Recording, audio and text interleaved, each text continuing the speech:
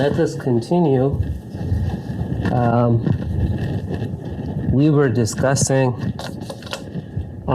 definition of Gromov-Witten invariant. Last thing that we did was we defined the Gromov-Witten class. So it's something that depends on the genus of the curves and choice of n cohomology classes in the ambient variety X. And the invariant is an integral of pullback of these things to moduli space mg and x beta. And really, this is a cohomology class, and mg and x beta is a homology class. And this integral means intersection of the two. Yeah. So when this is a smooth, this compactable one. When this is a smooth fundamental cycle is defined. So for instance, for M0n, x beta, when the genus is 0, when x is non-singular or smooth and convex, this could be in a smooth space, and then you could define this thing. But in full generality, you need to represent a class associated to the space, which is representing the space in expected dimension. And you need to replace this fundamental cycle with virtual fundamental cycle. So let's talk about virtual fundamental class a little bit. Virtual fundamental class. Okay, so this is the virtual fundamental class. So let's look at some geometric facts first, and then I describe for you construction of virtual fundamental class, which was done specifically for Gromov-Witten theory, and then I show you, and then I show you construction, more algebraic construction of this class, which was done by mathematicians, Fontecchi and Kai Barron later. And it can apply not to just Gromov-Witten theory, but any moduli theory. So let E be a vector bundle.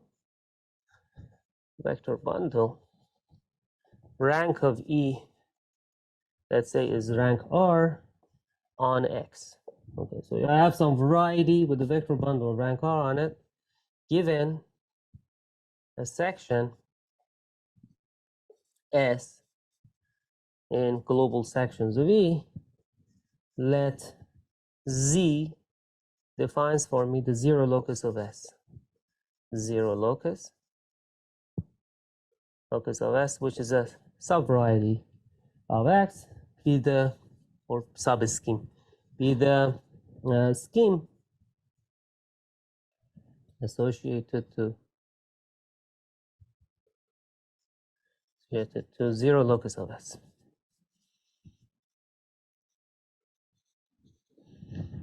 Okay, so this is your X. This is your vector bundle of rank R on X. You have a section of this vector bundle. It gives you an isomorphism image of the base inside the bundle. That's what the section does, map from the base to the bundle. And so let's say it goes like that. And this is S. And then where the S vanishes and intersects with the zero section of the bundle, which is X itself. So its zero locus is the intersection of S with the zero section. This is the zero locus of this section. Of course, this is a situation where S, the section, meets the base transversely. It could also be that section comes and meets the base like this. In some places transversely, but in some places non-transversely. So now the zero locus of S is not result of transverse intersection.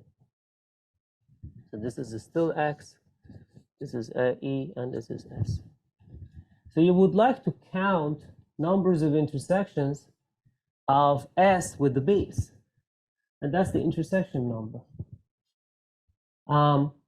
If S is transverse to the base, then you can count it and everything will be fine. But if it is not, then somehow you should do this intersection computation formally. So you look at the place where S is non-transverse to the base, and in some sense look at the normal bundle of it. So if you read Fulton's intersection theory, or SGA7, you can actually see that when you calculate intersections, if you want to get an invariant out of this intersection, you're looking for a number that doesn't change under perturbations of the section. So I'm trying to calculate some number that represents intersection of this section with the base, but if I perturb S, it doesn't change. Clearly, if I perturb S from here to here, so perturbation this way, S will become transverse to the base. So I'm kind of in a situation where S is non-transverse to the base, and I would like to define a number of intersection for S and the base, which remains constant if after perturbation X becomes transverse. So that number should actually represent this number, but I want to calculate it in here. So you kind of can move the base S a little bit, and you move it in its normal direction, because the normal direction is exactly the direction that you can have a hope of making S non-transverse. So kind of formally speaking, you construct some kind of a normal cone to this affine normal cone to this base, and perpendicular to this base, construct it from S, and then intersect that normal cone with the base. And that's the number. Okay, so here's the remark. Remark, as S varies, Z varies. Z varies even may jump in dimension. Z is the zero locus of S. It's correct. Like it might be that basis, for instance, here one-dimensional. This has a piece which is one-dimensional, but this is zero-dimensional. As you can see, variation of S or perturbation of S makes Z jump. Okay.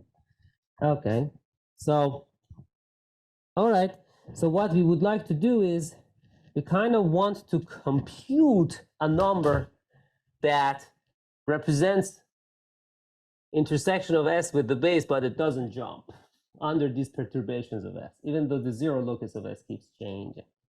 So I keep deforming this thing, and so I can deform it somehow, like I can make a deformation,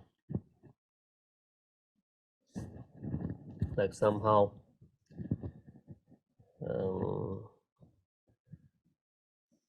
so kind of I can deform it, and I can construct this kind of a normal cone to the loci where S is not going to be perpendicular, transverse to the base.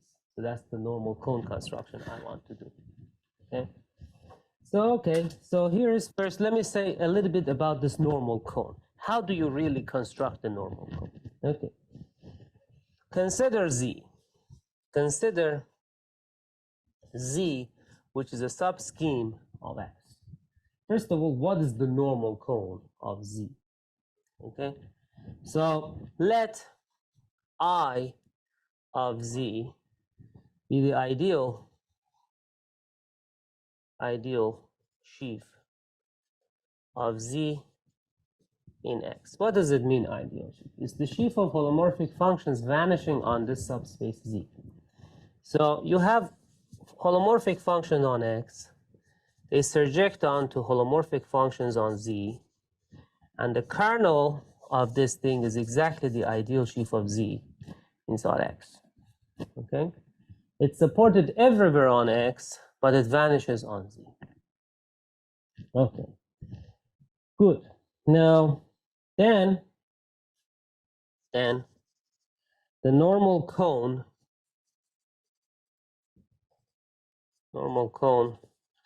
to Z inside X is defined by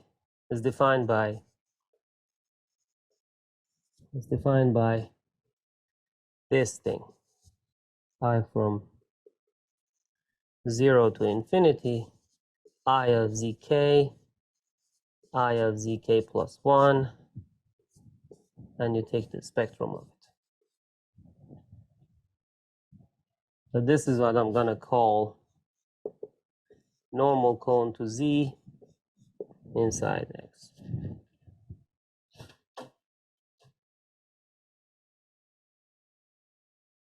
Okay. So how should I tell you about this a bit more? So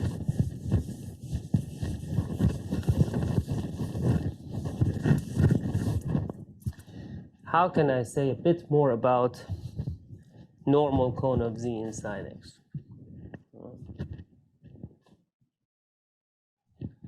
So as a topological space, so I of Z mod I of Z squared, this is the co-normal sheaf of Z inside X. Whenever I say sheaf, you can think about bundle. And then you can say that this is not a vector bundle, so it's probably a sheaf at least.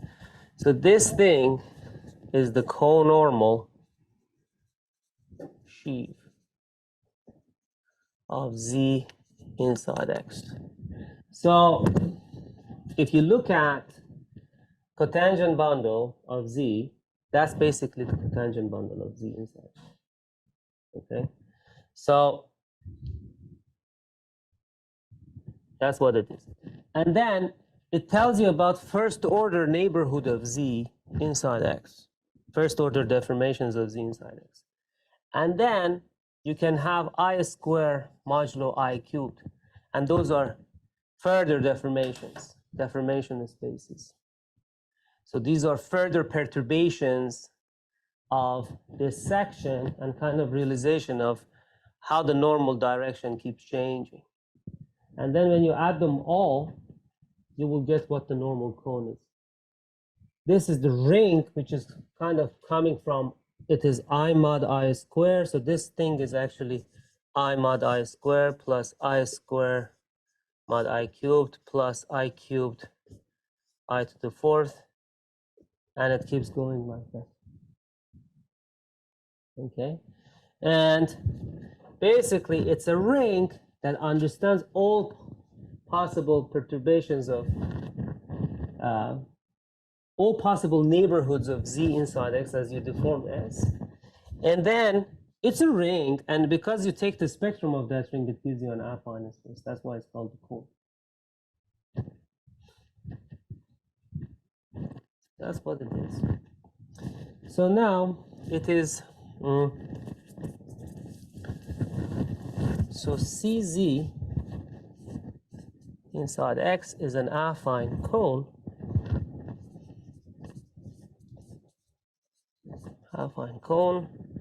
over Z of pure dimension, say N. So let's say this cone that we constructed in here, this affine space has dimension N. Okay. So there exists a section, a surjection map. Surjection functions defined by the vector bundle. So every vector bundle This is a vector bundle, and it has a local trivialization. So locally, in terms of some basis, I can describe this vector bundle as AI, EI, and these are the bases. These AIs are coefficients. These AIs are realization of vector bundle locally with respect to this basis. So these AIs are sections of the dual of the bundle, right? Right? So every time that you give me a vector bundle, I can look at the coefficients of the trivialization of that vector bundle, and I know that there are functions that this coefficients associate to. So these are holomorphic functions defined by the dual bundle. Okay. All right. So yeah. So that's that. And then there's a way to say this, which is if you take this thing and you cap it with the dual situation, dual basis, dual of this thing, then you will get the numbers. So the numbers are a map from the vector bundle to numbers. So they are sections of the dual bundle. Okay. So this goes to ideal of Z. And how is this? A function in here can get mapped to a function times S, and S being an element of H0 of E. Okay? So if you look at functions representing the bundle, the holomorphic functions on the bundle, you can take these functions and you can multiply by this section. And because the section vanishes on Z, when you look at it as in terms of functions, multiplication of function by that section gives you a function that vanishes on Z, right? And so that function that vanishes on Z is captured by this ideal in the ring. So as I take a function in E, after multiplication with the section, I always fall inside here because S vanishes on Z, since S vanishes on Z. That's the reason. Z is the zero locus of S. So I always get a map from O of E dual to ideal sheaf of Z, which induces a surjective map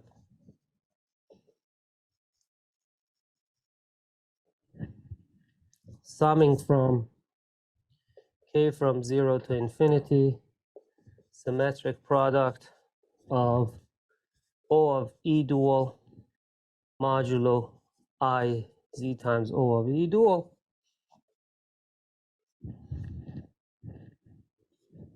to K from 0 to infinity IK plus 1.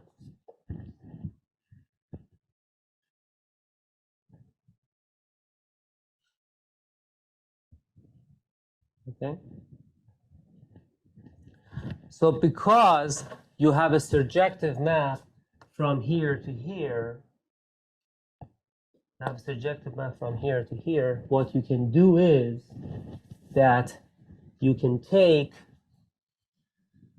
J times this one and take the quotient of this by J times that, right?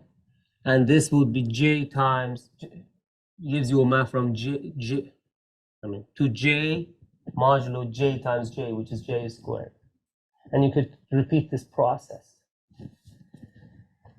If you look at second symmetric product of this thing, you will get a map onto J squared modulo JQ, and so on and so forth. And therefore, you get always a surjective map. Why am I doing this? Because this itself is the symmetric, and by the way, this itself is the symmetric kth algebra. This is the summing over K from 0 to infinity of the symmetric K algebra. of j mod j squared, by the way. This is exactly the ring which, after taking the spectrum of it, gives you the cone of z in x. So this actually tells you that there is a communication between cone of the zero locus of this section, normal cone of it, and the vector bundle itself.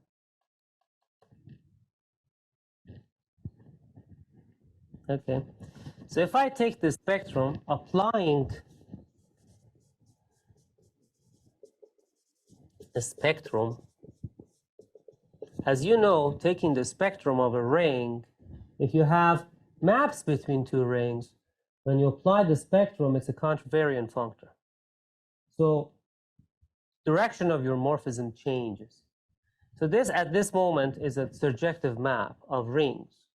If I take this spec, you will see that I will get a map from spectrum of k from 0 to infinity of ik plus 1, and embed it, because that map is surjective, into spectrum of k from 0 to infinity of symmetric kth algebra of O of E dual modulo J, O of E dual.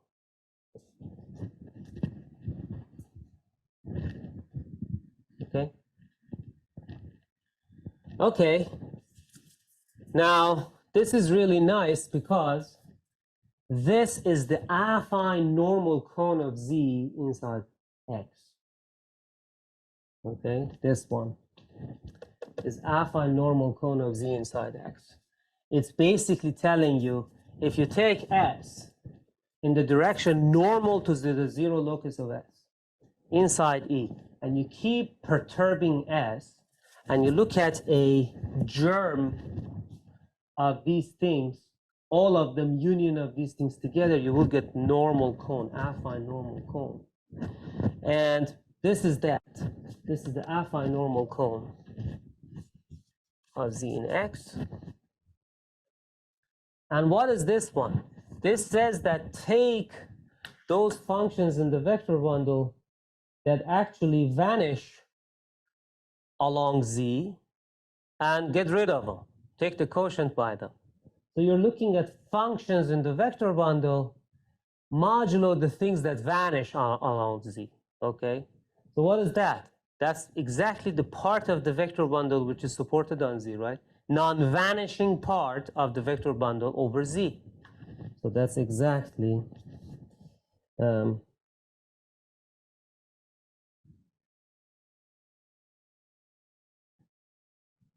restriction of E to Z.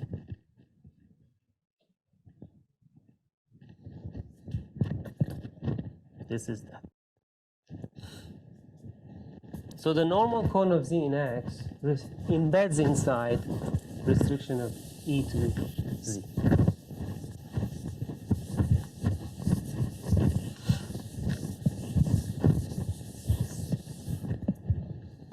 Okay. Okay, so so again you have, okay, do I, yeah, so let me, so this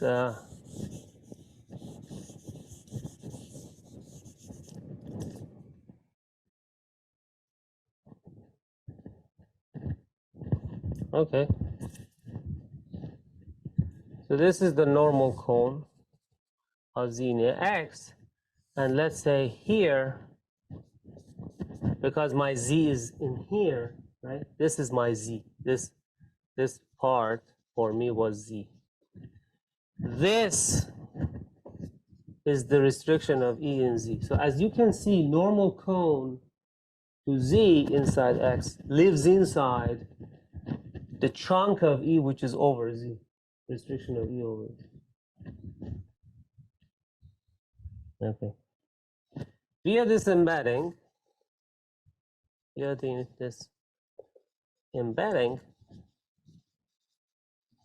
we get a class. We obtain a class class of the normal cone of Z inside X,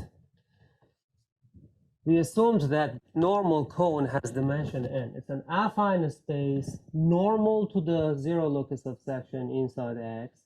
It's a formal space, right?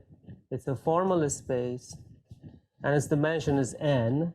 So it sits inside nth Chow homology. So this is Chow homology ring. An of, well, it sits inside the restriction of E inside, it's restriction of E to Z, right? So it's actually here, sitting inside here. And now consider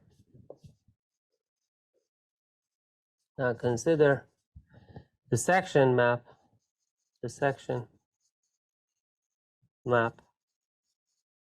S from X to E. It's the zero section. X is embedded inside the vector bundle as the zero section. There's always a map from X to E because X is the zero section of E. So the zero section map. Yes. And then we can see that,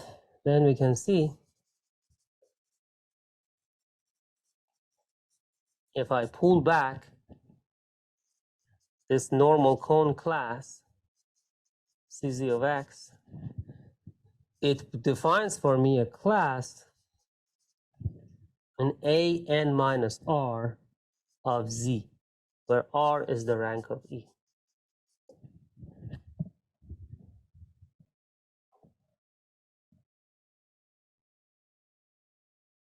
This is a rank R vector bundle. And this is the zero section. So when you pull back a class to here, you will get this like intersection. You will get intersecting this class with the zero section, basically. That's what you're doing. Intersection of this class, which is inside here, with the zero section. You need to cut off the dimension by the rank of the vector bundle, how much you lose. So this n minus r is exactly going to be the dimension of the zero locus, dimension of Z, if S defines Z as a local complete intersection.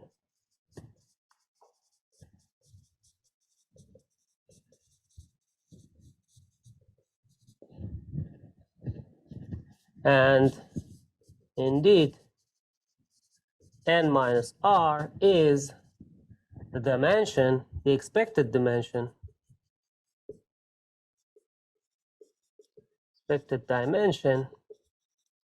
of Z.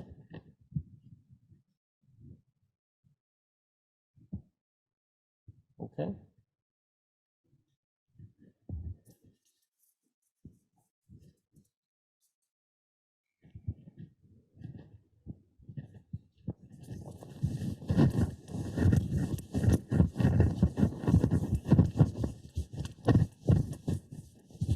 So now you might actually, I will say more about this, but you might actually say what happened. We were doing Gromov-Witten theory, and suddenly we switched to this very kind of deep algebraic geometry. What's happening? Let me give you one, again, message of this story earlier. We are going to look at a moduli space of curves, right? Stable maps. Base will be the moduli space of the stable maps for us. And as I mentioned, when you look at the tangent sheaf of this moduli space, the tangent sheaf is not going to stay as a bundle. So it always has hierarchical homologies, and there's an obstruction to deforming these curves flatly. Okay, so there is this map that we realized So H1 to H2. So deformation space, we had this thing H1 and to H2. And we said that we look at a locus of the space on which the tangent sheaf stays as locally free. So that's in this coordination map would be the pre-image of the 0 inside here. So we are looking at part of the space on which the obstructions are 0, right?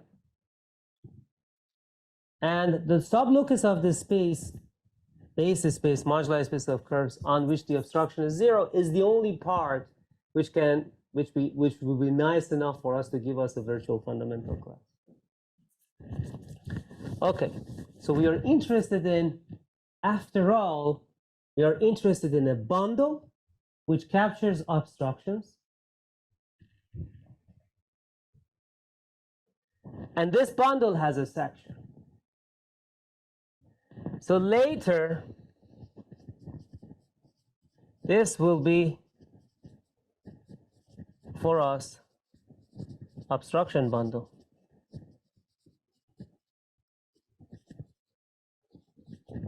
And later, this will be for us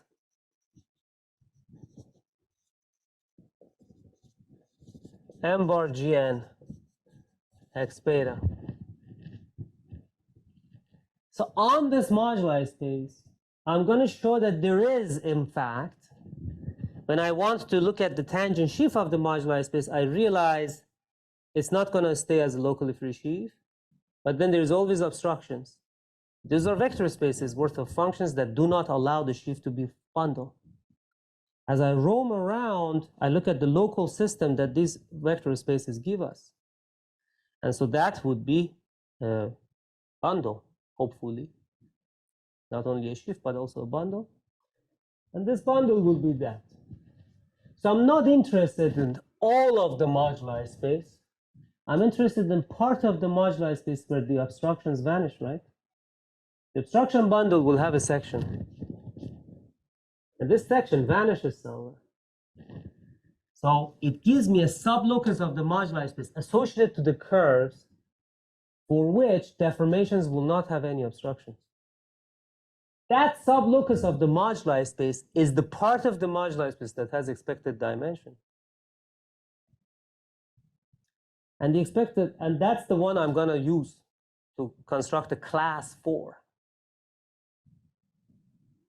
And the expected dimension is the dimension of the cone to this thing minus the rank of the bundle. So we had the H1, H0 situation, right? Dimension of the space minus rank of the deformation space, deformation bundle, minus obstruction bundle. So this n will be our dimension of the deformation space, and this R would be the rank of the obstruction, so exactly deformations minus obstructions. And this class, so you construct the normal cone to the moduli space inside the obstruction bundle, and you intersect the normal cone with the 0 section, and you get the class that you want of expected dimension. Okay. Of the locus of the space where the obstruction bundle vanishes. So this is, you don't need to necessarily copy everything I said, but this is the message. This is what we are going to do. Okay. But this is general construction. We didn't talk about moduli space in here. We just talked about a variety with rank R vector bundle on it, and this is a very nice construction that you can find in any of these books, like Fulton's book or SJSL. Okay? So here is the lemma. If I from Z to X is the inclusion map,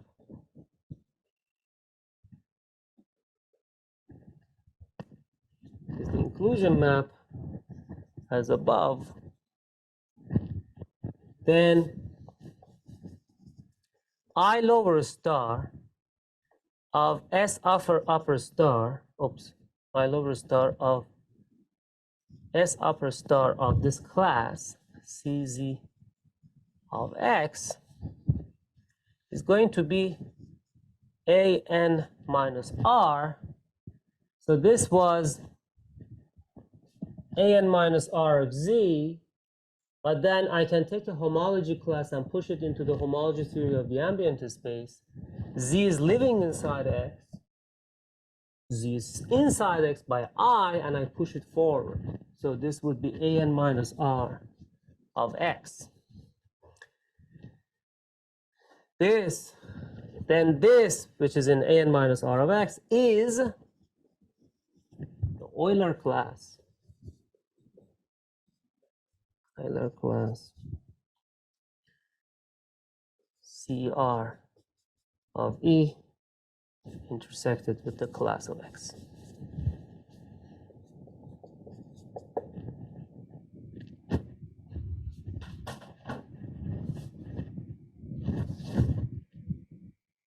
Okay? So in fact, when you have the X and when you have the section,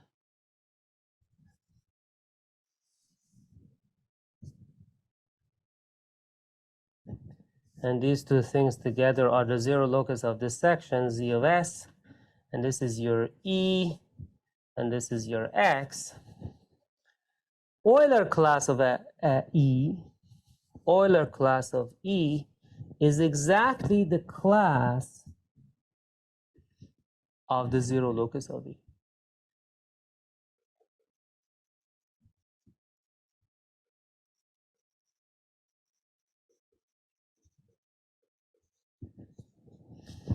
In homology theory of X. So you look at the zero locus of E, and Euler class is the top Chern class. You can Google it. Top Chern class. The top Chern class of E capped intersected with X gives you this class. And that's exactly what we want. So this is very nice. If I can look at my moduli space and construct it as a zero section of a suitable bundle, then I can always take the Euler class of that bundle, that gives me a class, and then I can intersect it with X. Okay? Good. That's what we are going to do.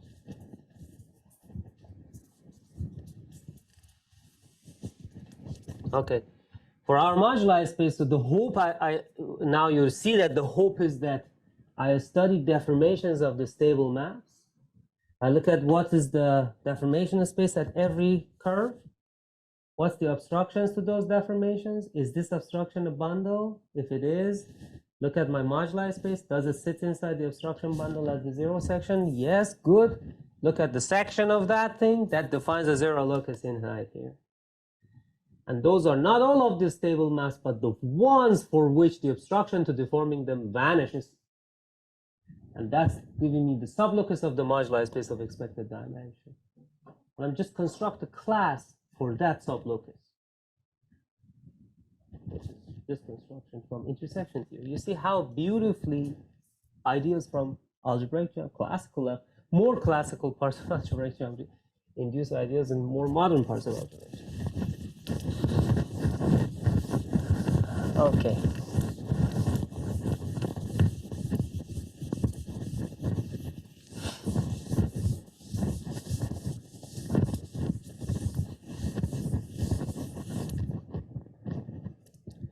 And somehow, maybe a reminder, remind yourself,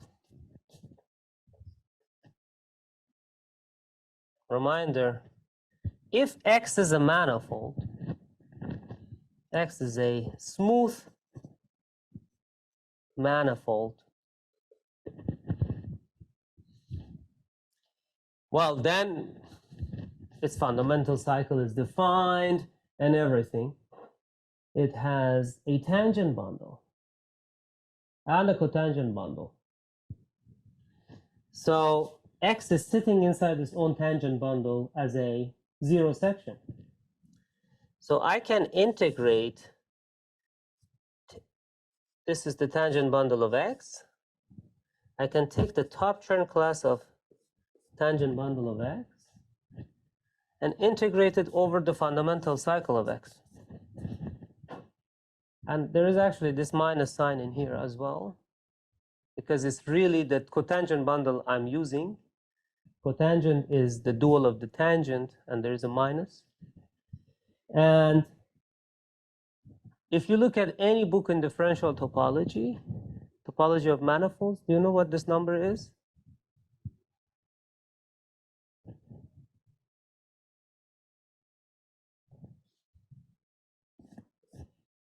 It's the Euler characteristic of X. So to calculate Euler, Euler characteristic is one of a profound number. The affirmation of X does not change the Euler characteristic of X. That's the deformation invariant you can associate to X. Not only is deformation invariant, it's topological invariant too. So if X were smooth, I would have realized X sitting inside its cotangent bundle, top term class of the cotangent bundle, which is its Euler class, gives me that. The fact that X is smooth is guaranteeing me that this section actually can become transverse, so I can just intersect this and that. This cohomology class with the homology class of X. And that's the Euler characteristic. So of course, Euler said, if you want to calculate my characteristic, you can toss out vertices on a topological space, look at one simplices, two simplices, so sum of the zeros in vertex minus the sum of the ones. Yeah, you can do that too, but if X is very complicated looking manifold, differential topology actually tells you you don't need to toss out vertices, you can calculate that number this way. And that number is independent of how you segmentize triangulation of your manifold, and if you deform it, doesn't change, right? So we are doing something very similar, except X in here is non-smooth. So instead of the tangent bundle or cotangent bundle, I'm replacing this with obstruction bundle.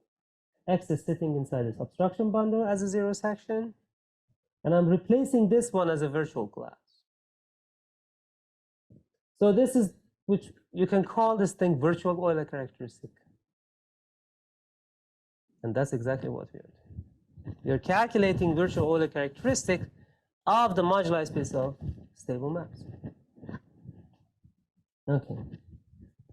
So back to Koranishi theory.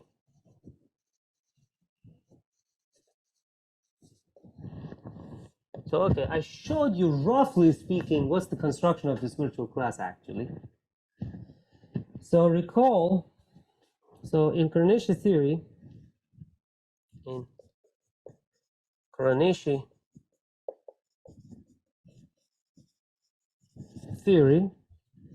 for complex manifold M, the infinitesimal deformations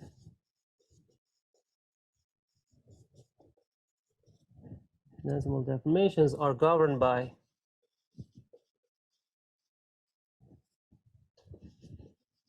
H1 of M dm, and obstructions are governed by H2 of MTM. So Koranishi theory describes the moduli space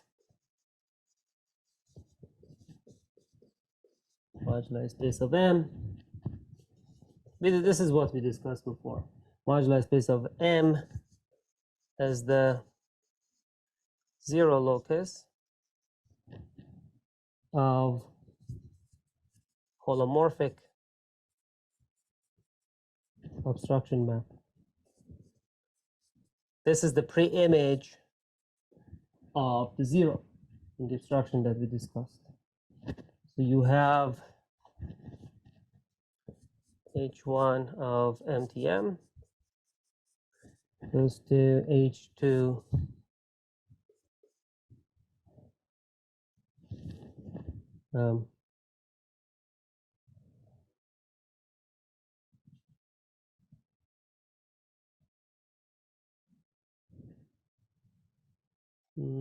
wait. Check something.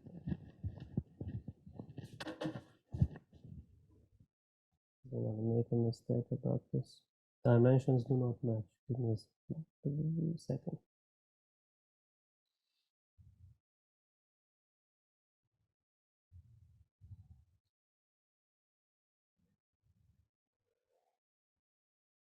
I can look at my notes.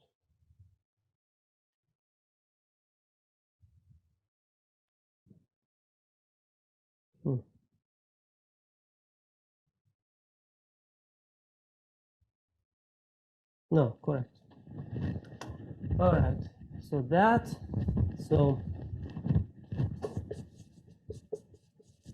and then there is the zero in here. If I look at the pre-image of zero, I can call it U, and this U sits inside here. So this locus of moduli space, or the manifold, locus of the manifold, which is of expected dimension, correct expected dimension. So for M bar Gn x beta, the reasoning will be similar.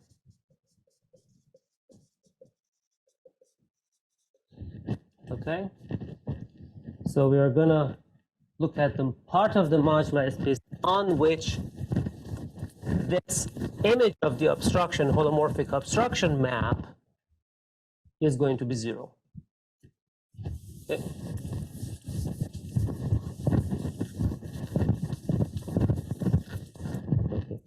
So let f from a pointed curve to x,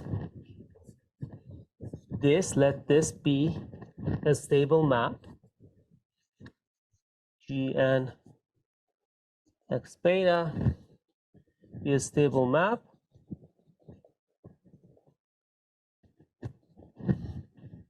Okay. Now I would like to study what is the deformation space.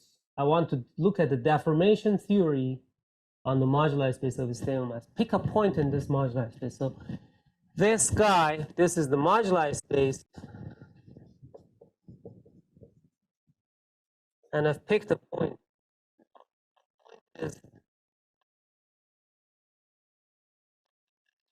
That's what the point is. Pick a point. And I would like to look at the deformation in space at that point, the tangent in space to the moduli space at that point. And then I would like to discuss, is this tangent in space remaining flat? Is it going to give me a tangent bundle or not? Okay? The tangent in space to the moduli space of stable maps at this given point f, so I'm going to abbreviate the notation and just call it point f because that's what the map is in fact defined as, is given by x1 on the curve. This is what the formula is. Pull back of cotangent sheaf of x to cotangent sheaf of the curve, twisted at some number of points, O of C. That's basically what it is.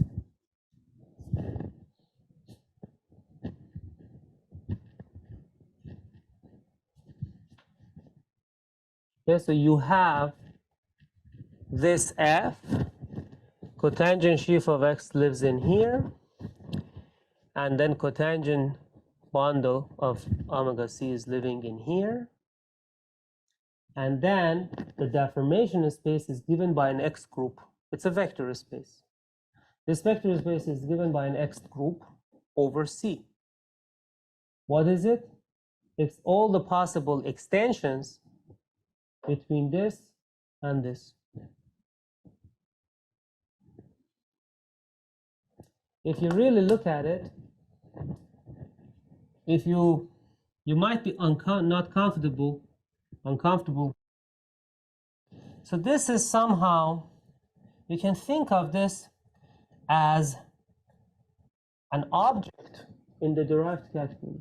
It's a two-term complex of sheaves. What it sees is, it sees the difference between deformations of X, because that's the cotangent bundle of X, and deformations of curve, together with some number of divisors on the curve, because this is the curve with mark points. Mark points are divisors. Okay? So this is the difference between deformations of ambient X and deformation of the domain. So what is it? It's the deformation of the connector between the domain curve and X, and that's the deformation of the map. Right? If you want to see how this map wobbles, look at wobbling of this, look at wobbling of this, and look at the difference. This is exactly what does that for you.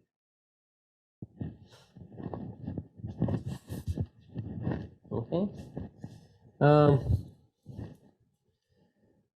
Furthermore, moreover, obstructions to deformation of F inside this moduli space is given by one level higher X group. Is going to be X2 over C, pullback of omega X with a map to omega C twisted by the divisors, comma, O of C. So this is the one that sees the difference of deformations of X and C. Now, I can calculate from here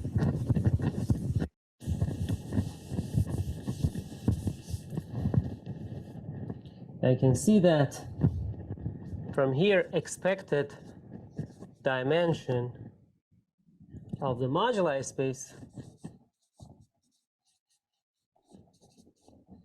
M bar Gn is going to be dimension of this X1 group, the deformation space, minus dimension of the X2 group, the obstruction space.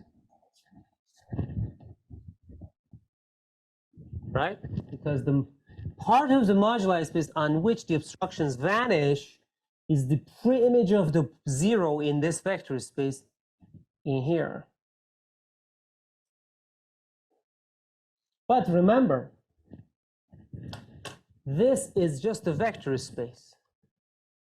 And this is also a vector space, and it's defined only on one point. To realize the part of the moduli space which is of expected dimension, you need to roam around and look at the union of all these fibers, and then look at the pre-image of zero. And that's how we are going to construct a virtual cycle. But at least the dimensions, the expected dimension can be given. The point is that moduli space is not as smooth. This will jump, obviously. This is not a bundle. It's not flat. This will jump too. But the difference of these two numbers do not jump.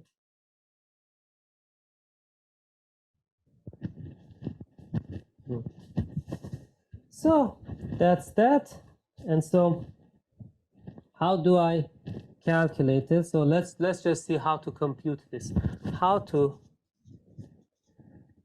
get a formula. How to compute the expected dimension.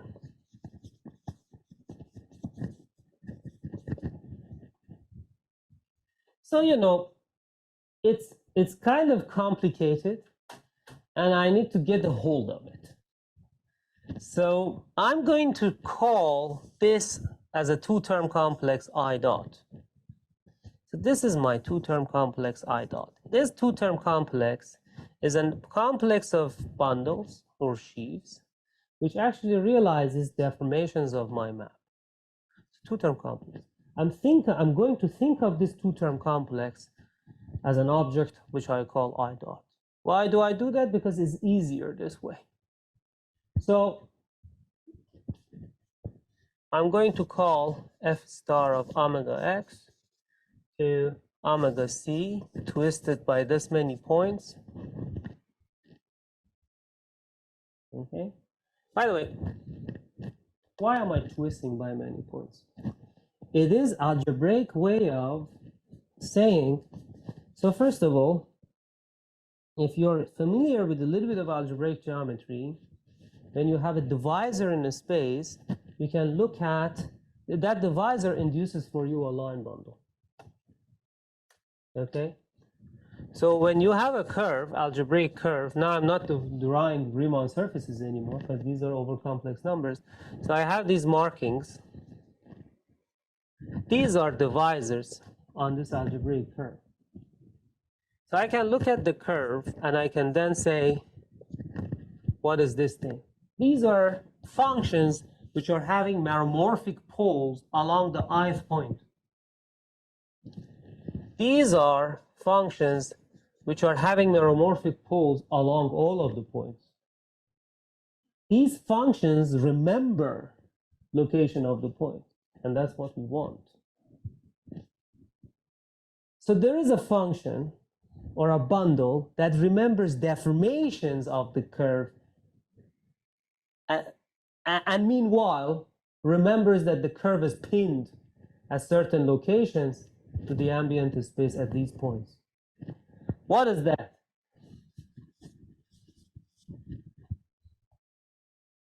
It's the cotangent sheaf of the curve, which understands infinitesimal deformations of the curve, but also remembers that there are some bunch of points on the curve. As the curve is deforming, these points are not deforming.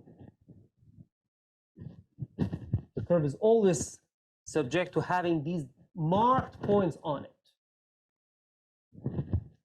So that is why we are actually doing this. We are not just embedding an honest curve into the ambient space. We are pinning these marked points on it. We need it because, as you know, we want the stability of the map, so finite automorphism group of the map. So the curve is deforming, of course, but the points are rigidifying these possible deformations. So deformation of the curve with these points markings on it is given by this. This is why you have this one. So, okay, I'm going to call I dot. It means that there is a map, identity map from this to I dot.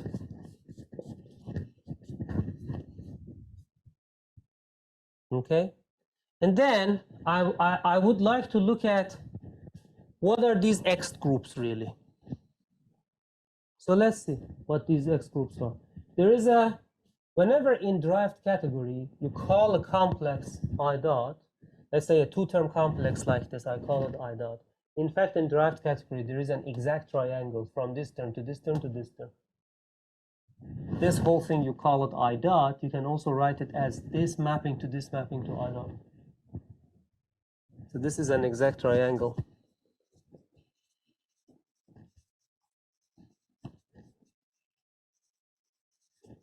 In derived category, in bounded derived category of the curves. It's supported on C. Now apply R hum functor to this thing. And let's just see what we get.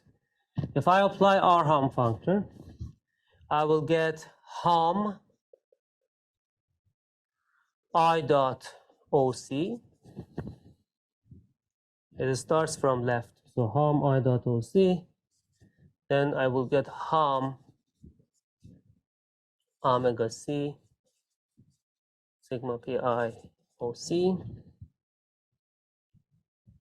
And then I will get harm pullback of omega X OC. If you have done a little bit of homological algebra, you know that our harm functor is contravariant. If this is blank, what is replacing blank is going to be backwards. You start from here, harm, x1, x1, x1, x2, x2, x2. It keeps going like that. Okay, so these are harms, and then you will get x1 I dot OC, x1 omega C twisted by all the points, OC, x1 pullback of omega X OC. Then you will get x2, the ones that you want. x2 I dot OC, and you will get x2 omega C OC, and then you will get x2 OC. Now, I am calculating x2 over a curve, sheaves which are supported on a curve. By Kodaira vanishing, these higher x's vanish. So this is vanishing. This is 0 by Kodaira vanishing.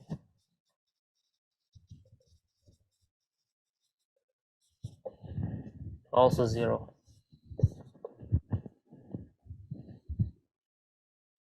But the Kodaira vanishing doesn't make a statement about finding extensions between an object in the derived category and sheaves. If everything in the coordinates are just sheaves, it vanishes, yes. If you are calculating higher x groups for sheaves which are only supported in dimension 1, these higher x groups cannot exist. But this is staying. This is exactly the obstruction space, right? This is what our obstruction space was. Did I write it? Yeah, here, obstruction space. And this is exactly the deformation space. So why did I do that? Because now you can see that you have an exact triangle for this two-term complex. So as you can see, this I dot is just an auxiliary object at the end. I didn't need to call it even to bring it into the picture. The reason I did that is because I wanted to show you how extensions between this and OC communicate with these other X groups. If I just wrote, instead of I dot, this two-term complex, and then I wrote, so I have X harm of that and OC, and then harm, then you will see, wait, what's going on? Where is this coming from? Why is that? But now you can see it. It's very simple. This, you call it I dot. Apply R harm OC to it. Extensions, harm, next term is here, sits inside here, then goes to here, then goes to here, then goes to here. So it's just to simplify. Otherwise, I thought you don't need it. You don't need to worry about derived category or anything. I'm just trying to calculate for research and experts. So I thought of this and basically, if you look at books in Gromov-Witten theory, you don't see this treatment. I mean, Gromov-Witten theory, okay, derived categories were definitely invented back then, but I don't think people used them for such easy calculation. But why not? We are using this to simplify, conveying this. Okay. So, point is that I'm trying to calculate dimension of x1 minus dimension of x2. And these two X groups that we care about sits inside this long exact sequence of cohomologies. Now this allows me to calculate dimension of this minus dimension of this in terms of all these other X groups. Because it's a long exact sequence of cohomologies, here's what happens. Dimension of this minus this plus this minus this plus this minus this plus this is 0. So that gives us a formula for the difference between these two in terms of the rest. That's all. So let us just write it down, what we get.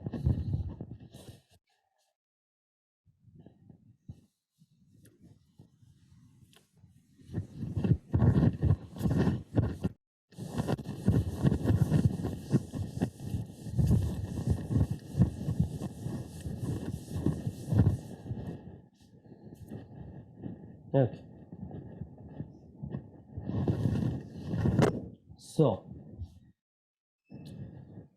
So this is going to be 0. What is this one? This is space of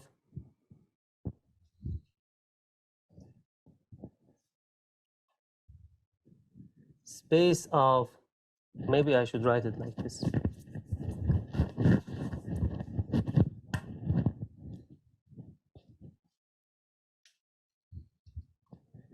Space of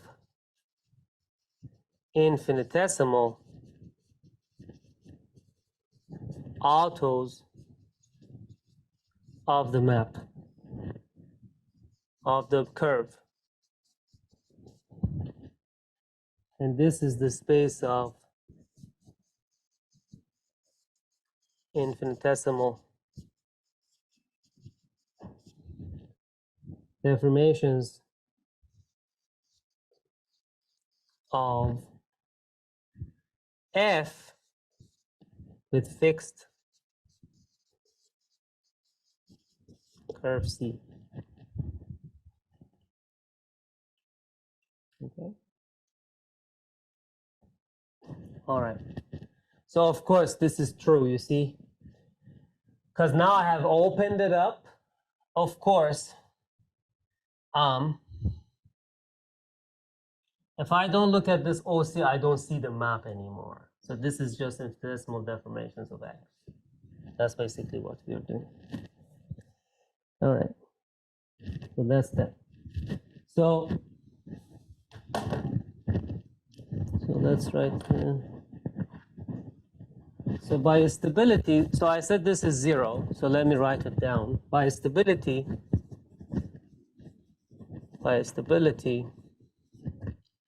we see that the map, let's call this map something. I'm going to call this map mu.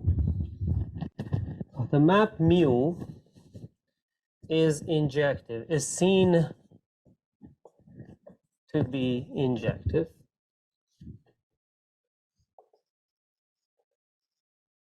Which implies that the term x the harm I dot OC is isomorphic to 0. Because of the stability of the curve, these infinitesimal automorphisms of the curve sit inside infinitesimal deformations of the map. Because of the injectivity of this map, the term that comes beforehand turns out to be 0. You don't need to worry about that. Then we basically write it like this. So now from the long exact sequence of cohomologies, we get the following. So I'm going to write down alternative sum of the dimension of these vector spaces. So we are going to have dimension of harm I dot OC, which due to injectivity of the map mu is going to be 0, minus dimension of harm omega c twisted by pi OC plus dimension of hum pullback of omega x minus dimension of x1 I dot OC plus the dimension of x1 E by pi OC minus the dimension of x1 pullback of omega x OC finally plus the dimension x2 I dot OC is going to be equal to 0. So only part which was vanishing, again, I emphasize, is because of the injectivity of the map, because this curve is being embedded inside X. And we know that this map is injective. We know what this meant is a space of infinitesimal autos, and this is the space of deformations of the map with fixed curve. Okay. So then, from here we can calculate what this is giving us.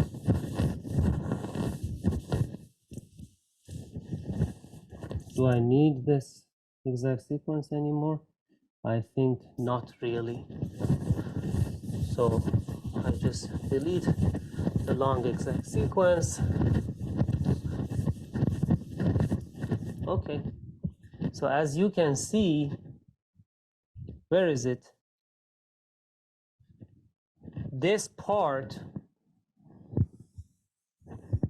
is the expected dimension, right? This difference is minus the expected dimension of M. So minus the expected dimension of M plus, okay, now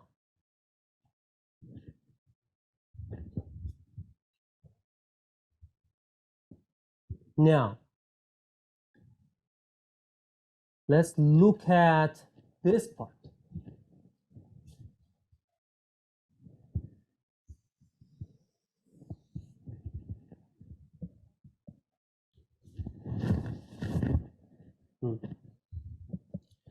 If I look at this part, this is on the curve, and this is a bundle, right? This is basically hum minus x1. The whole thing, the only possible x groups that you can have on this curve are 0 and 1, because these are sheaves. So this really, this difference of hum minus x1 is the Euler characteristic of pullback of this sheaf on this curve. That's all. If you have a sheaf, you can pull it back to the curve and look at h0 minus h1 of it, and the pullback of that sheaf. So this part is actually going to be Euler characteristic of the pullback of omega x. That's all that there is, only x0 and x1.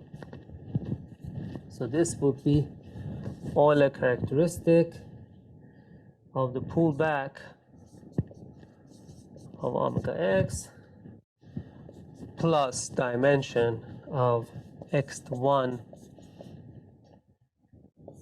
omega c twisted by pi OC minus the dimension of hum omega c pi OC is equal to. Okay, so from here we can see that expected dimension of M is going to be so I can calculate what this is by some formula. So this is called Riemann rock. It's a way of calculating this Euler characteristic. And this will be exactly minus canonical bundle of X toward B plus 1 minus G dimension of X. It's a way of calculating what this Euler characteristic is. So that's that. And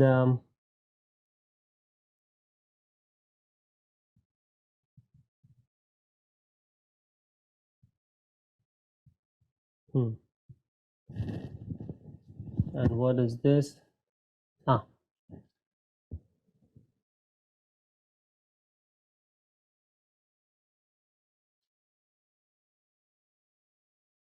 So, and then this part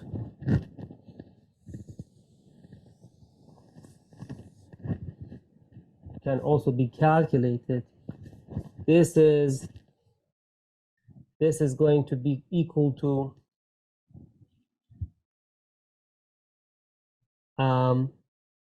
3g minus 3, basically. So this is going to be 3g minus 3 plus n.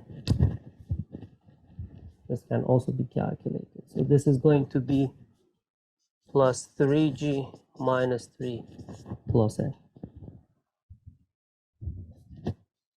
Okay? That can also be calculated. This n comes from here. You see, it sees the number of mark points. So this actually can be also calculated. In some sense, anyway, this is the dimension of the infinitesimal autos of the curve. And this is the x1. So this is also an expected dimension, basically, of the cotangent bundle, the cotangent bundle of the curve, basically, itself produces these two cohomologies. Okay. So this can be calculated, and then I can rewrite it as 1 minus g times dimension of x minus 3 minus canonical bundle of x plus beta plus n, which is what we had before in agreement with our previous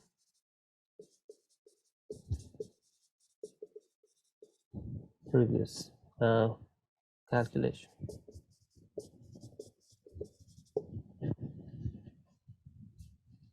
Okay, so the expected dimension of the moduli space of stable maps is exactly the formula that we had before.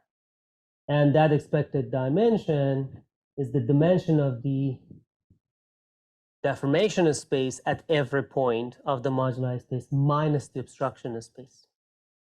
And in order to calculate deformation space, obstruction space, we kind of first of all realized what these two spaces are. We know that they sit inside some long exact sequence of cohomology, and then we computed. And along the way, we use this Hirzebruch-Riemann rock in these two places. And we get this formula, which is exactly what we had before. Okay? Okay, good.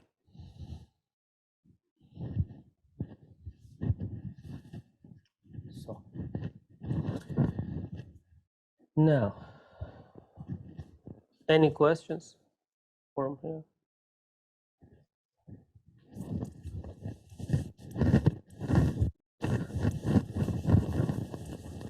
So you have a stable map. It's a morphism from a connected curve with markings to the ambient variety, together with a certain stability condition attached to it. Deformations of this should see the difference of deformations of curve and deformations of the ambient variety. To construct a two-term complex that sees this difference. Pull back the cotangent bundle of x, naturally, because there is a morphism from C to X, pullback of omega X naturally maps to omega C. Of course, you would like to twist omega C by the markings, because you would like to remember location of the mark points. So you have pullback of omega X to omega C. That's the object in the derived category that understands this deformation. Then apply Artan O to it. and you will get this long exact sequence. Now, next time you look at these literature on Gromov-Witten theory and calculations of expected dimension, I hope that you can read it at least. Yeah. Okay. So, formal construction of virtual fundamental class.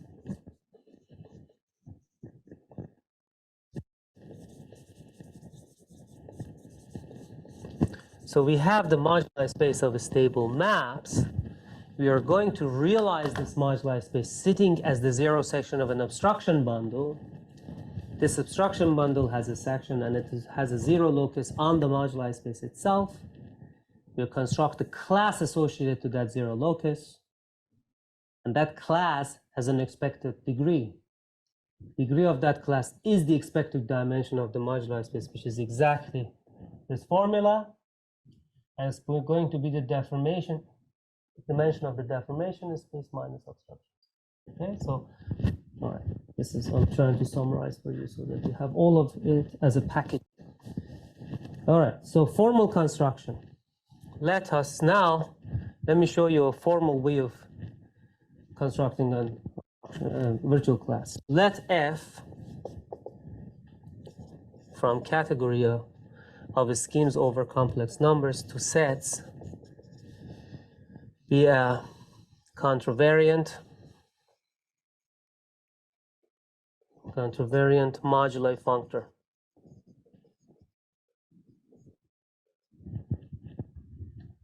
So I give you a functor, just a functor. What it does is that if you give it a scheme over complex numbers, it takes it to a set of isomorphism classes of flat families of geometric objects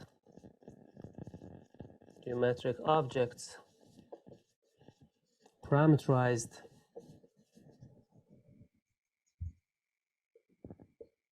by S of fixed type. So think of this F as a moduli functor. That's what the moduli functor does. It's a contravariant functor. For every scheme over complex numbers, it gives you a families of objects it parameterizes. For us, these are stable maps with given topology, fixed type, over parameterized by the family. That's what the moduli functor is. So if I have a functor this way, example, let F be what we call the curly moduli functor, M and X beta, which I could apply to schemes. That was one example. Okay, so that's it. That's what the moduli functor is. But this construction applies to any functor.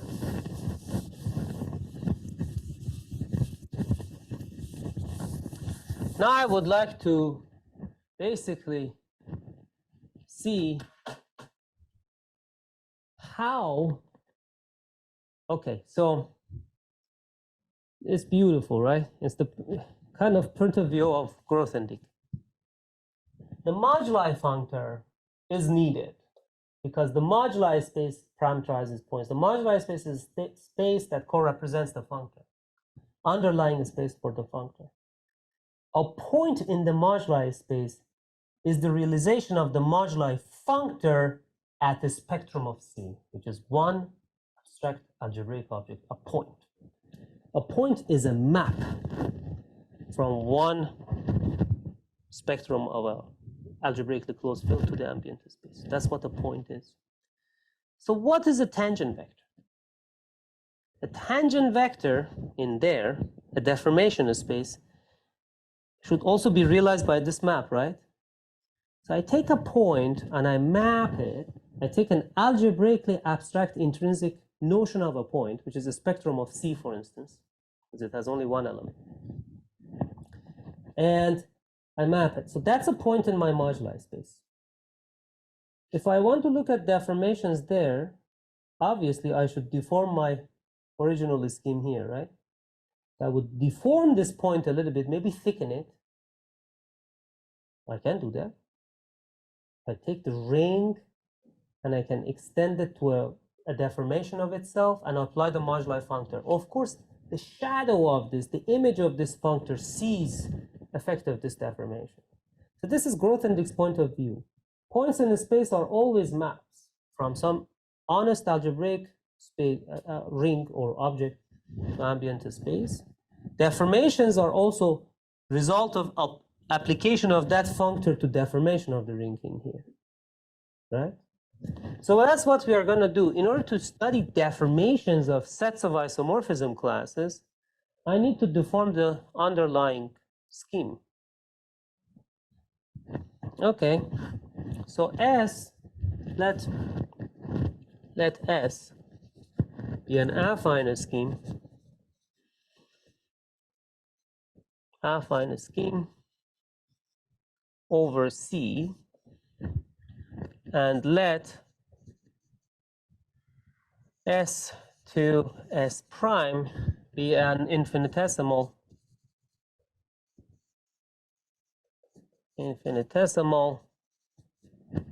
extension of S.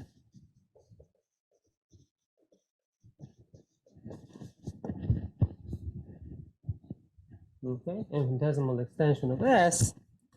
What does that mean is like O of S prime surjects onto O of S, really? And so if I take the spectrum of O of S, which by definition is S, gives me back S. S is embedded inside spectrum of O of S prime, which by definition is S prime.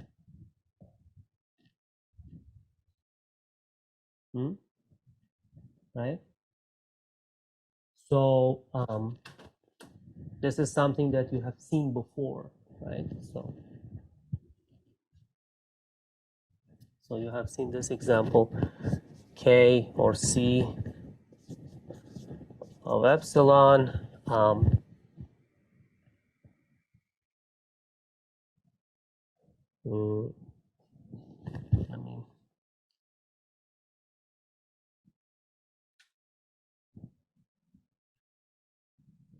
So I'm going to do some calculation.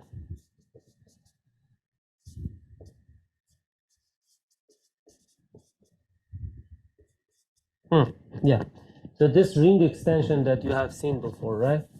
So if I take C of epsilon modulo epsilon, that gives me C,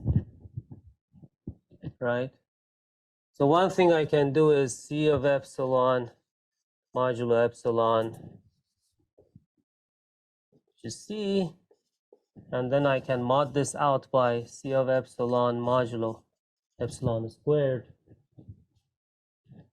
and then modulo, this is would be epsilon mod epsilon squared.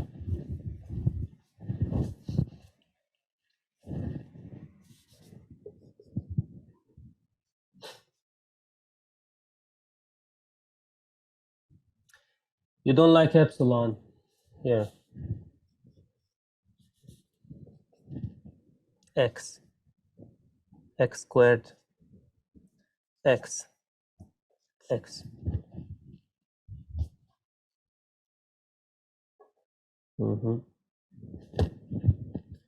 So this X, C of X, is the ring of functions defined on the x-axis, right? If I divide by the ideal of X, that's the whole thing, and I get just constant numbers, right? Okay, that's just the point, right?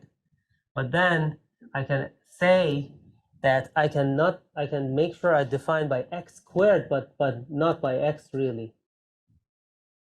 So in here, when I divide by X squared, this ring sees all the constant numbers plus constant numbers times the ideal of x, right? And in here, if I have an x squared, it vanishes. So in here, I have all the x's, which if I multiply them one more time by x, they vanish. And this is that.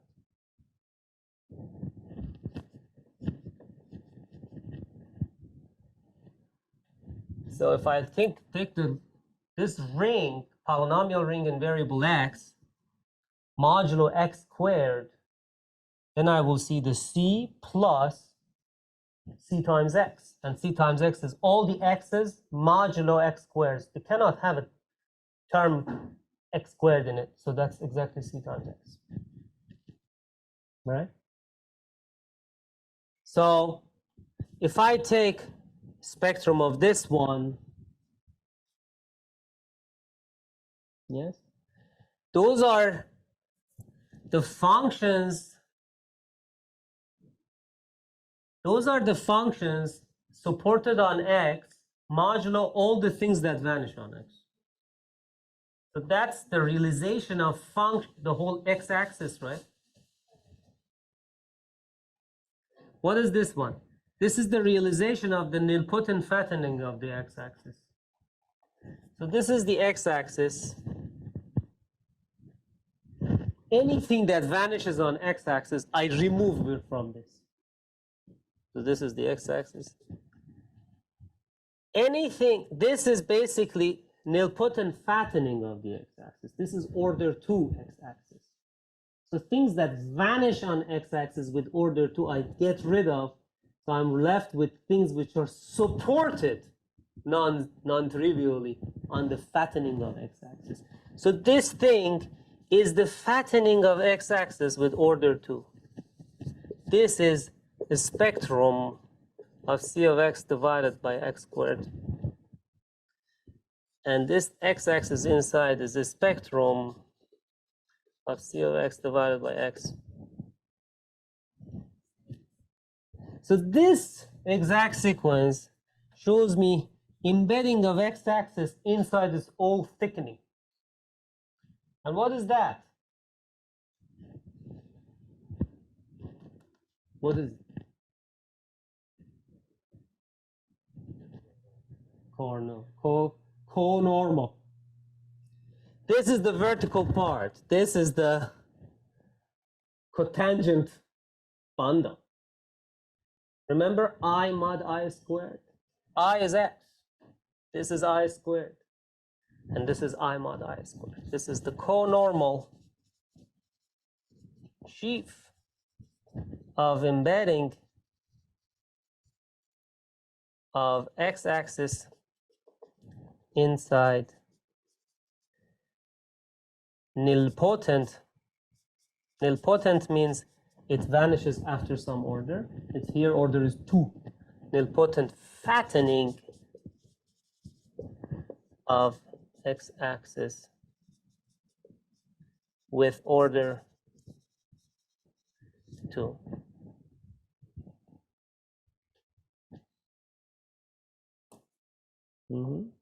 So this is representative of the x-axis. Functions, you're getting rid of all the functions that completely trivially vanish on the whole x-axis. You're left with functions supported on the x-axis. This is x-axis, ring of a structure sheet. Yes. And these are the functions supported on the nilpotent fattening, and this is the conormal bundle of x inside 2x. You can call it 2x also. Algebraic geometry allows you that. Like a point which has multiplicity 2, this is a one-dimensional analog of that, 2 times x, or x squared. Okay, so that's good. Oh. Yeah, anyway, I mean, you can put a y in here and a y in here. That's fine, because I mean, in order to see it, you need to have 2 dimensions. So, yes, C of y. No. Yeah.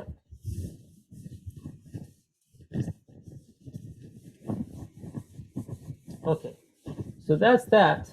So similarly, I can have a thickening of S inside S prime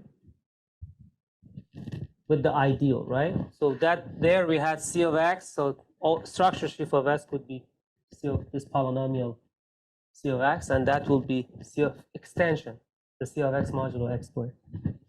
Okay, so what would we get then? We would get the following.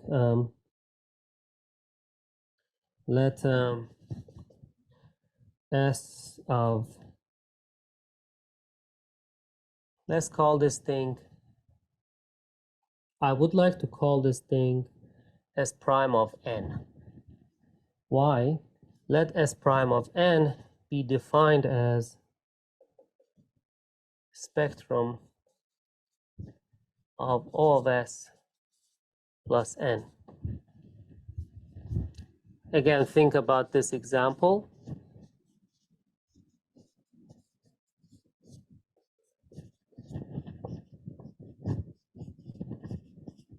Let's say this is my n, this is my S prime, O of S prime of n, and this is my O of S. So I calculated this, and this was C plus C times X. And this is exactly isomorphic to C times X, ideal of X. Okay? So you see, this C times X is my n, is the kernel. This term in the middle, the whole point is that this exact sequence actually splits. The structure sheaf of the extension ring becomes kernel plus the co-kernel. Kernel I'm going to call n. Co-kernel is structure sheaf S. And the middle part is extension of S. Right? So that's what it is. So it depends on this kernel. That's why I call the kernel n in general. And then I call this thing the space, the affine space I get after taking the spectrum of the O of S prime. Okay, so which is trivial extension of O of S by n, where n is a module over OS.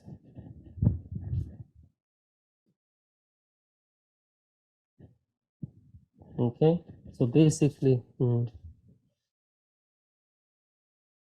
you can also, because it's a split extension, you can also have it like this.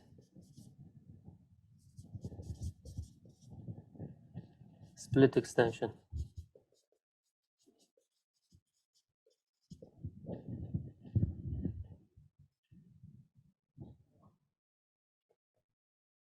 Okay, in particular,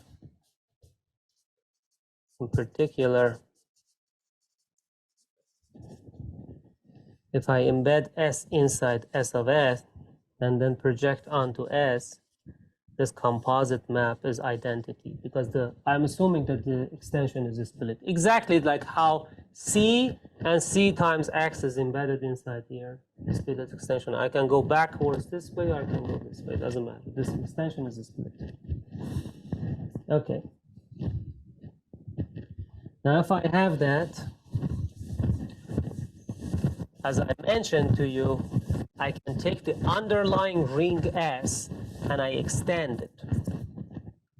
So now what your friend mentioned is very nice. You see, we had the x-axis.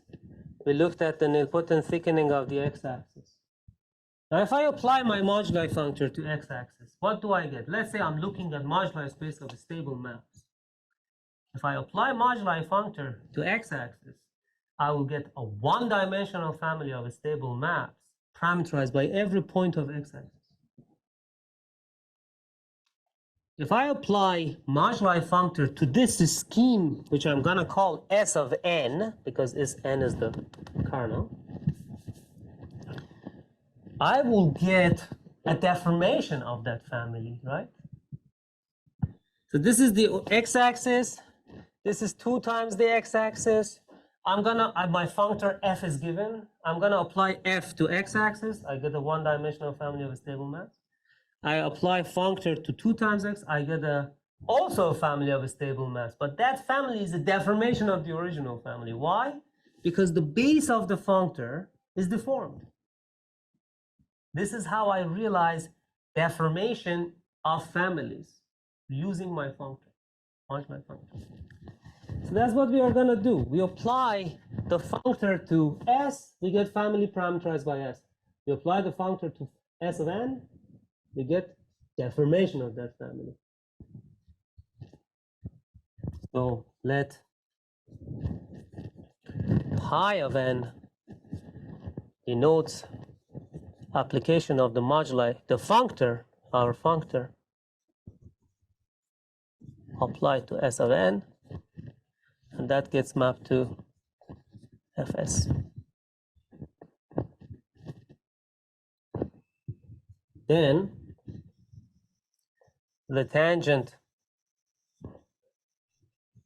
functor T of f of this functor f is defined as follows. For the data S sitting inside S of n and alpha realization of f applied to S, the tangent functor of alpha is going to be a map from OS modules to sets, which takes some n to elements of pi inverse of alpha.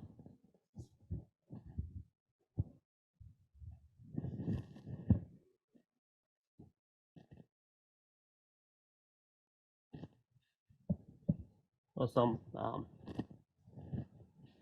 m, so whatever, n, m.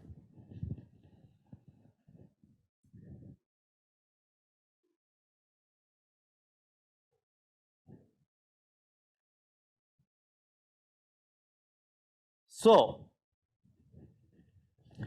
the tangent functor, so you apply your functor to the x-axis. It gives you one-dimensional family of a stable mass parameterized by x-axis. You apply your functor to S of n, which is giving you a family of stable maps parameterized by 2 times the x-axis. The tangent functor tells you difference between these two things. Essentially, it tells you those in parameterized by 2 times x, which after restriction to x give you the original family, right? That's what the tangent vector is, right? That's what the deformation is. Deformation of an object is another object, such that if the new object I restrict the original ring, I get the previous object. That's what deformation is. Tangent functor is exactly doing that. So, in other words,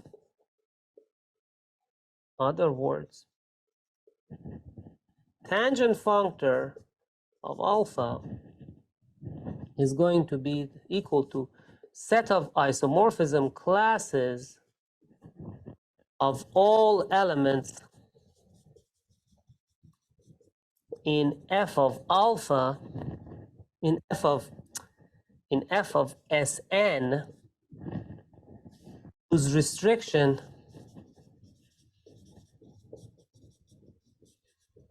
to S is alpha.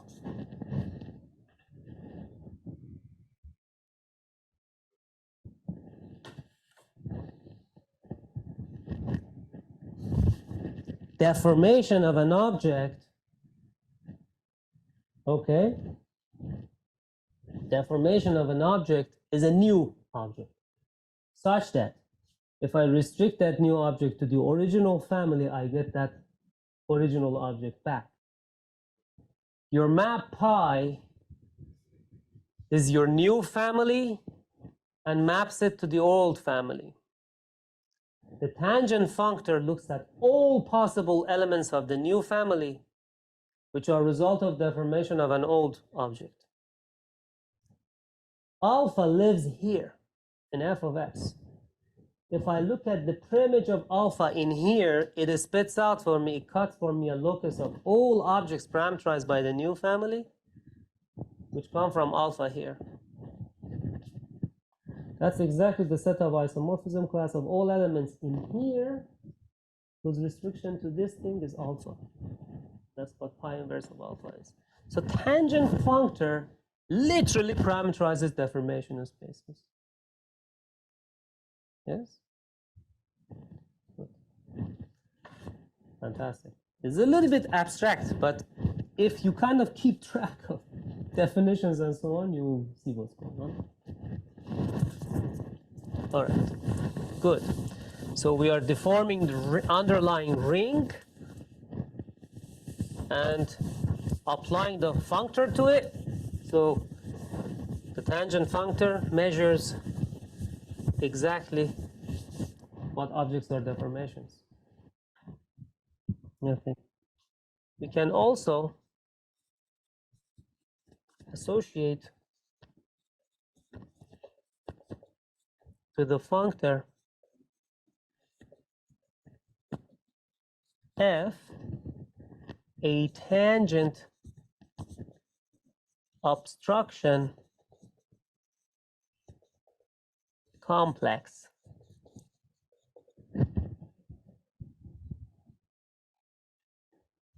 Which is, we are going to call it T1 of f and then T2 of f. Remember that the tangent was H1 and the obstruction was H2. Tangent was x1 and the obstruction was x2. So this tangent functor, at every point when the functor is the moduli space, I apply tangent functor to a point in the moduli space. Okay, this functor applies to rings, right? It takes a ring to the family parameterized by a ring.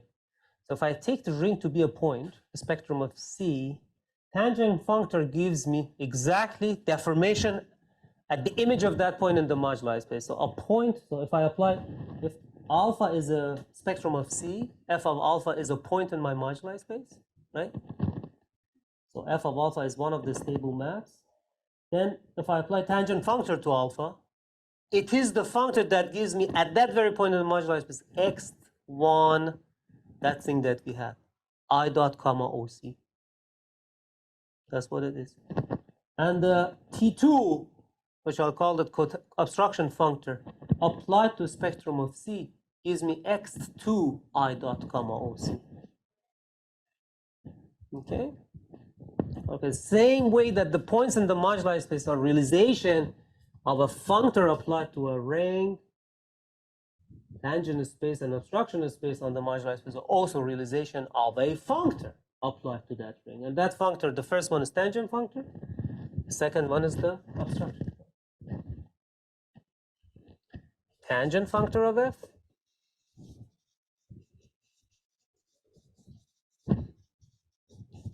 and this is the obstruction functor of f.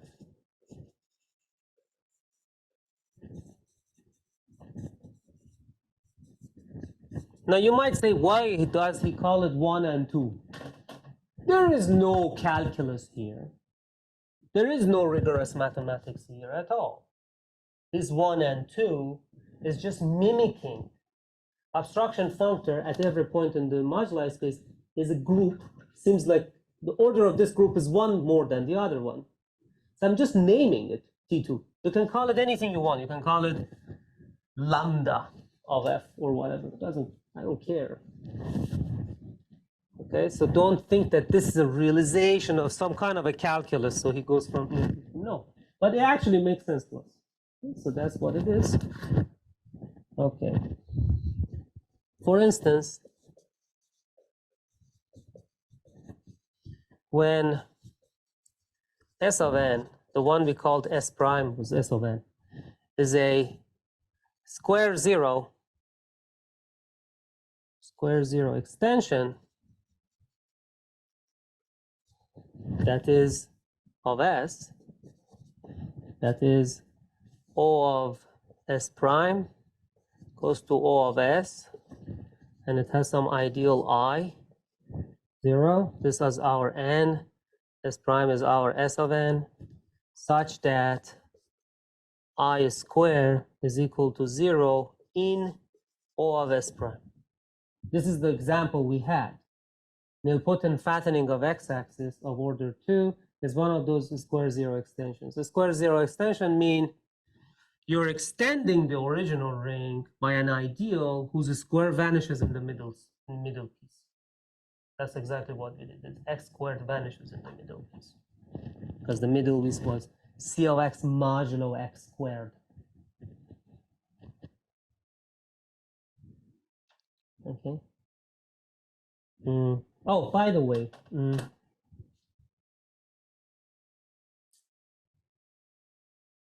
so one thing I want to make sure of that you didn't get confused. When I was drawing that calculation, and I was computing that, I took C of x. If my ambient space is just x-axis, so it's very important that you look at C of x and y, right? You understand that part, right? Okay, so you can take, so let me fix this mistake. So this is x and y axis, because I feel like maybe your geometric intuition, I kind of a little bit tweaked it by my mistake. X and y axis, okay? Let's write that thing again. Polynomial ring in here is C of x, y. I would like to look at functions that vanish, that are supported on the x-axis. These functions have to have only x in them. Do you agree? Okay, so I can take C of x, y modulo ideal of y-axis. Now when I do that, any function that has y in it goes away. Okay, so that's the representative of the x-axis. When I mod out the other one, it's the x-axis. This is the thing. We needed to do it with y, really. And then I can take C of x, y modulo y squared. These are a little bit of y, so not completely. So it's basically, I don't delete the y-axis from the picture, but I allow thickening of y-axis. And then this is y mod y squared. Okay, so similar thing you can do for x. Whereas in the example I had, because by mistake I didn't put the two variables, I put one only x. Of course, if you're looking only at the x-axis and you're eliminating anything on the x-axis, you're left with the point. That's just, this ideal of this thing is just a point, right? So you get this vector space. And then x mod x squared goes to C of x mod x squared goes to C of x mod x. If someone asks you what this is, this one, if I take the spectrum of it, gives me the C, is the spectrum of C, has only one maximal ideal. It is the point. This one is the nilpotent fattening of this point. And this one is sees the normal to this point inside this fattening of the point, which is zero-dimensional anyway. Okay? This is why that thing, you need to have two variables, really. So please don't get confused. I apologize. I needed to put two variables sometimes. Yeah, even I make mistakes in very basic undergraduate level algebraic geometry. Okay, so that's that. We have only 5 minutes. So the data. Okay, yeah, then associated to the data of this alpha S and J, we get the map section of T2 of F applied to alpha. Okay, you know what? Let's discuss this later. So we can have a deformation obstruction complex. So message of this story. You have a moduli space. How many things did we learn? Points in the moduli space of realization of the functor at spectrum of C. Tangent space in the moduli space is the realization of the functor as fattening of the spectrum of C at every point. And anything else follows the same regime. If I take a scheme S, apply the functor, I will get the locus of the moduli space parameterized by that scheme. If I deform the scheme S to S of S prime, I will get a new family parameterized by S prime. Tangent functor gives me all the new objects parameterized by S prime, which come from deformation of objects and S. And that's the pi inverse of alpha. Okay? And obstructions, obstruction functor T2 is actually parameterizing obstruction to those deformations. We're going to continue this later. Okay? All right.